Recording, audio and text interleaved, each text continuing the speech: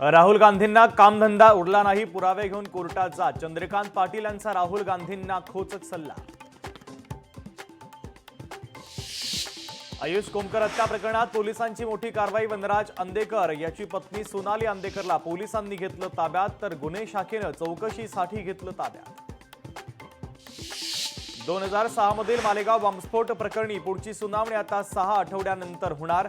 आरोपींच्या निर्दोष सुटकेला पीडित कुटुंबियांचा अभिमान. निर्दोष सुटलेल्या 7ही जणांना कोर्टाची नोटीस. एक दिवस असा येईल, जनतेचे प्रश्न बाहेरच सुटतील. नवी मुंबईत जनता दरबारादरम्यान मंत्री गणेश नाईकांचं महत्त्वाचं वक्तव्य.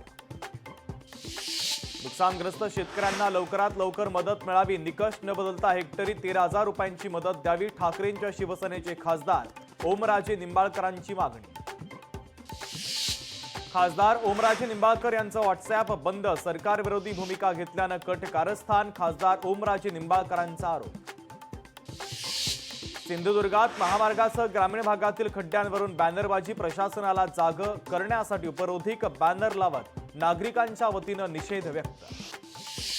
नाशिक शहरामध्ये अनेक ठिकाणी खड्डेच खड्डे. खड्ड्यांच्या विरोधात नागरिक संतप्त. थेट रास्ता रोको आंदोलन करत खड्ड्यांमध्ये घातलं श्राद्ध.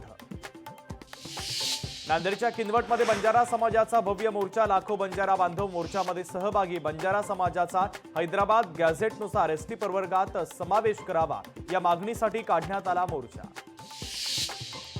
आर्थर रोड तुरुंगामध्ये क्षमतेपेक्षा तिप्पट कैदी. 999 कैद्यांच्या क्षमतेमध्ये 3,500 कैदी कारागृहात. अपुऱ्या वैद्यकीय सुविधांमुळे कैद्यांचं आरोग्य धोक्यात.